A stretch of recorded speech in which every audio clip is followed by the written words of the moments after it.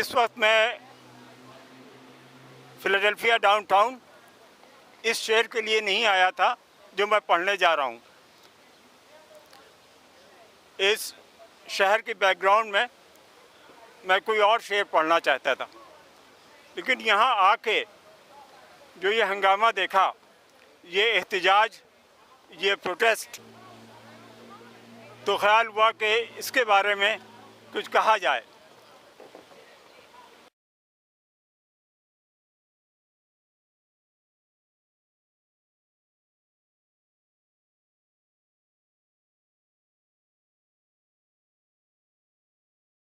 You have to say something about the verdict? Come in front of the camera here. Yo, my name is Trayvon Martin, and what I feel that's wrong, real wrong, for this man to be walking around free and the little man dead right now. Little boy dead, just lost his life for no reason, for Skittles in the bag of tea. They need to fight. This justice, no peace. Justice, no peace. So what you are saying is the verdict was not fair? No, not fair at all. Okay. So what's that you're going to do now? What is that you're going to do now? What we gonna do now? We gonna march until we get justice. I see. To say about the verdict? I just have to say that I'm not surprised about the verdict. I think that the justice system is made for a fluent class of people, white people specifically. I don't think that the justice system is made for black people or any other oppressed people in this nation. I think that people have to really organize their communities and turn their back on this justice system.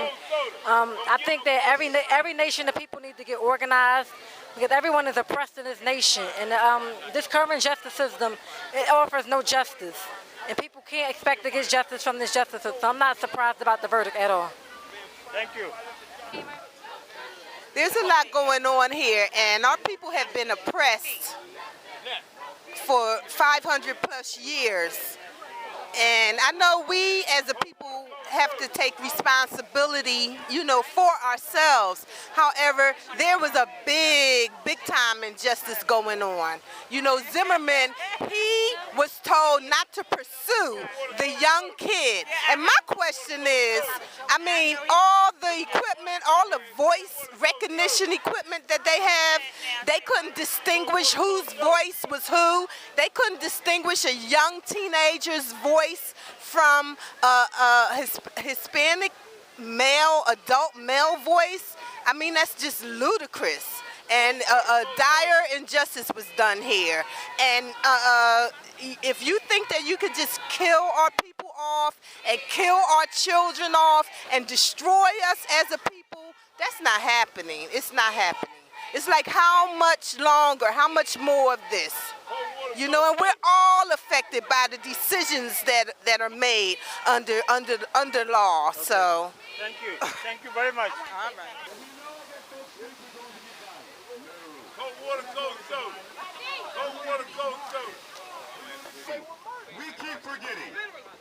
All this time we were looking at Mississippi. We were looking at Alabama. We were looking at South Carolina. When it was Florida all along. Yes. How old are you? Oh my God. So by the time we get our age, it's one basket.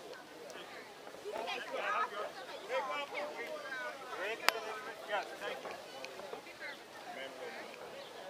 I appreciate that. Thank you. Chris Norris, organizer here of the Trayvon Martin Brotherly Love Candlelight Vigil. We were out here last year to do this event, and we recognize the importance of being completely civically engaged. Unfortunately, this verdict represented something in America that many black men have lived with, and the fear of knowing that their lives mean nothing.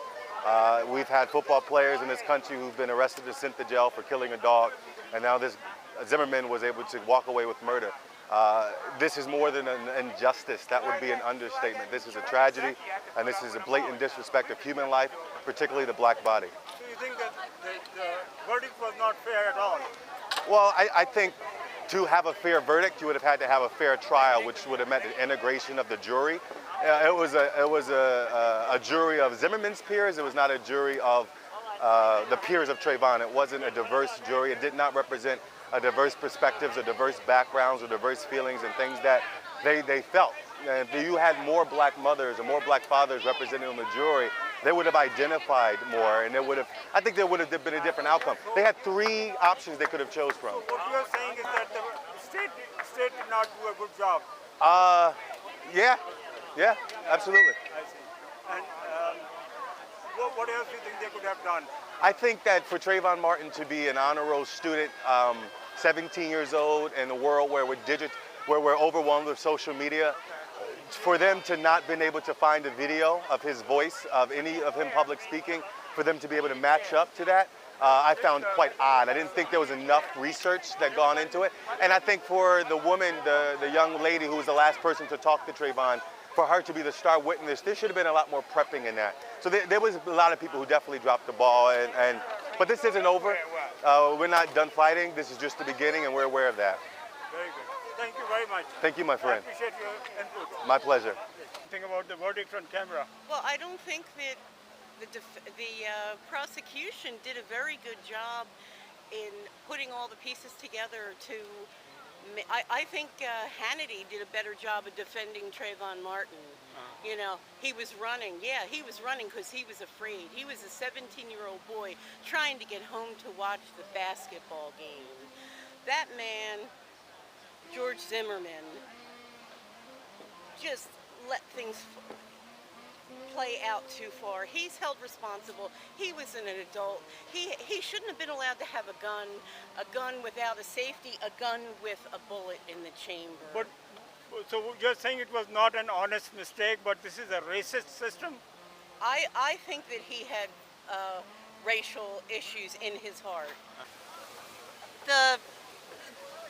I think what the verdict from Florida shows is that the whole system in the U.S. that calls itself a justice system is rotten to the core, and it's racist to the core. Racist.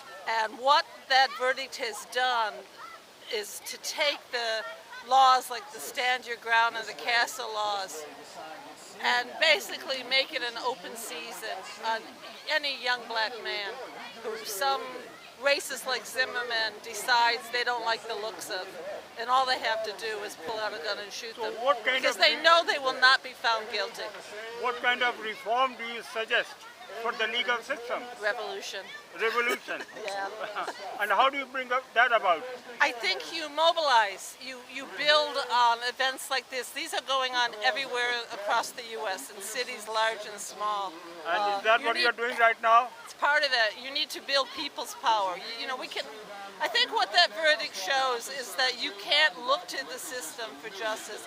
We really have to look to people organizing together, organizing our communities, coming out with people's power that will create, you know, a real system of justice. That, you know, right now everything that is in the courts, that's in City Hall, that's in Harrisburg and Washington is all in the interest of the corporations. And, you know, this verdict furthers that interest. It does nothing for the people. You know, whether you're black, white, Latino, Asian, you know, we need to find a way of coming together and speaking out against the racism that has permeated this system. And you are saying this as a Caucasian? Yes. You are a Caucasian? Yes. And you are saying that the system is racist? I am saying that, absolutely. Okay. Very nice to know Thank that. you. Yeah. Thank you. इन लोगों का ख्याल था कि Trayvon Martin जिसका कत्ल हुआ वो इसलिए मारा गया क्योंकि वो काला था, मारने वाला हिस्पैनिक था और एक सिक्योरिटी गार्ड का काम कर रहा था।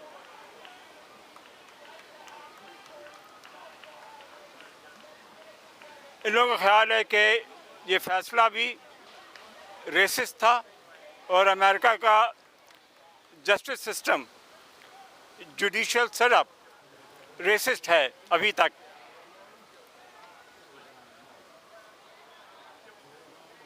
किसी हद तक ये बात सही है, लेकिन मेरा अपना ज़ाती ख्याल है कि इस सिलसिले में जो भी फैसला हुआ, जूरी का जो फैसला था वो सही था, मुनासिब था।